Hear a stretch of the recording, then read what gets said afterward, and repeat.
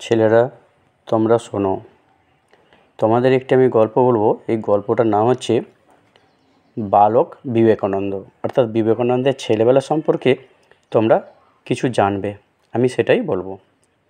শোনো, বিবেকানন্দ কলিকাতার শিমুলিয়া অঞ্চলে 1863 খ্রিস্টাব্দে 12ই জানুয়ারি দত্ত পরিবারে জন্মগ্রহণ করেন। তার পিতার নাম ছিল বিশ্বনাথ দত্ত, মাতা ছিলেন ভুবনেশ্বরী দেবী। বাল্যকাল থেকে তিনি মেধাবী ও পাঠে অনুরাগী ছিলেন। বাল্যকালে অতিশয় দুরন্ত ও সাহসী ছিলেন। সন্ন্যাস গ্রহণের পূর্বে তার নাম ছিল নরেন্দ্রনাথ। তার মাতা স্নেহবশত বিলে বলে ডাকতেন। একদিন তার পিতা তাকে ডেকে বলেছিলেন, নরেন, বড় হয়ে তুমি কি হবে? তিনি উত্তর দিয়েছিলেন, সইস বা কোচোয়ান, অর্থাৎ হাতির চালক বা ঘোড়ার গাড়ির চালক। ধ্যান ছিল তার প্রিয় খেলা।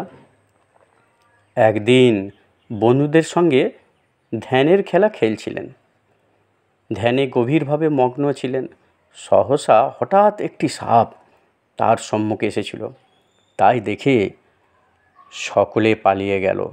নরেন কিন্তু ধ্যানে মগ্ন ছিলেন। তার মাতা ভয়ে সেখানে এসে নরেনকে ঘরে নিয়ে গেলেন।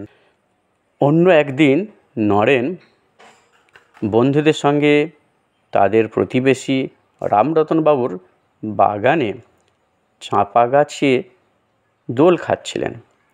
বৃদ্ধ রামরতন তা দেখে ভীত হয়ে বলেছিলেন, ওই গাছে ব্রহ্মদৈত্য আছে। এই কথা শুনে ভয়ে ছেলেরা আর এলো না।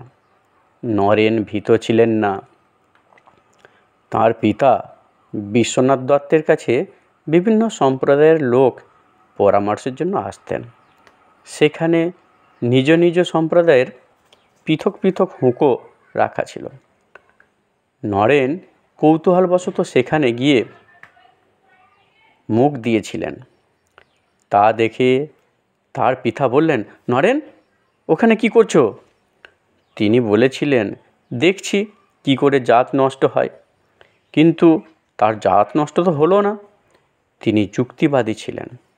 তিনি যুগবতার রামকৃষ্ণের দর্শন পেয়েছিলেন। তিনি রামকৃষ্ণের শিষ্য হয়েছিলেন। তারপর তিনি স্বামী বিবেকানন্দের নামে পরিচিত হন। তো আমার গল্পটি যদি ভালো লাগে অবশ্যই লাইক, শেয়ার, সাবস্ক্রাইব করে সঙ্গে থাকবে। সকলকে ধন্যবাদ।